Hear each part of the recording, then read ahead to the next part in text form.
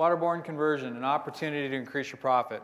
It's a two-part story. And why it's a two-part story is really, part one is really about the cost analysis. And again, when we start talking about questions that get asked a lot, it usually revolves around how much does this stuff really cost me to use? So let's talk about that a little bit. And when we started looking into Waterborne and trying to explain the actual cost of Waterborne, we took a look at all of our customers in California. And we determined that Waterborne conversion would affect about 29% of what they purchase from FinishMaster.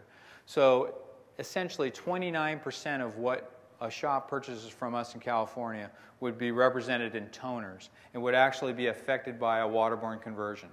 Now, do the math for your own shop and decide whether or not that 29% is right. But as we tested that number, we had shops that are a little bit below and we had shops that are a little bit above. The news is, though, the 29% was a good average. So if you take that 29% assumption and think that it's pretty close, let's take a shop that buys $15,000 a month. Pretty good sized shop. Let's assume the 29% usage for anything that would be Waterborne. That would equal $4,350. Now, if we assume a cost increase of 10%, now that assumption is not based in I just picked a 10% out of the blue.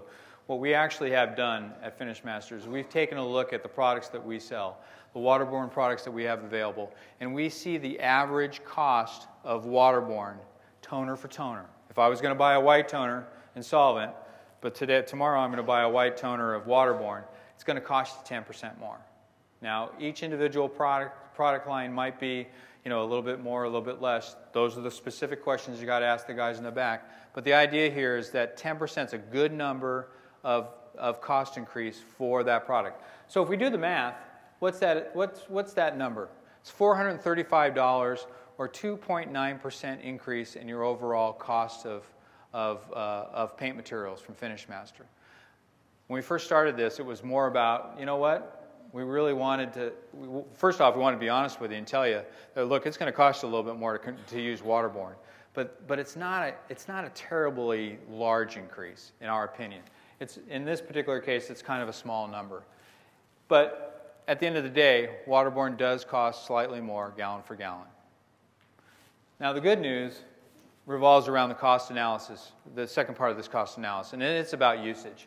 And it's about that 25% over time that I talked about earlier, that you can mix less. It's about actually applying 50% less coats on each individual job. It's about cost savings. It's about using less product. Now, I can tell you, again, and I think I did mention it earlier, that using less product thing is not going to happen the first day we show up. So, I hate to have somebody say, well, you told me that I'd use 25% less, and I'm still using the same amount after the first month. But I can tell you that over time, that can happen. With the proper amount of training and the proper amount of discipline and creating that confidence in that painter that he can actually mix less, you will use less products. And I can support, and so if I finish my thought here, Waterborne will cost you less after you spray.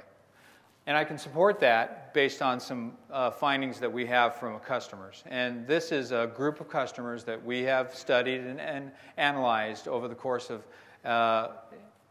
6 months after they converted. And what we found in a few KPIs, and they're generally accepted key indicators, paint-only cost to total body shop sales. It's a number that everybody understands and knows and accepts generally. These shops were 3.2, pretty efficient shops. But after 6 months of using Waterborne, they would drop down to 3.1. Not a huge needle change, but the good news about it, in our opinion, is that it's a needle change in the right direction. It's moving downwardly rather than going up.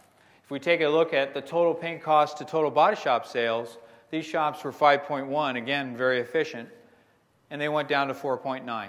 Again, not a huge change, but it was a change in the right direction. So good news in our opinion. And then we looked at gross profitability, and we saw these particular shops were at 30.3.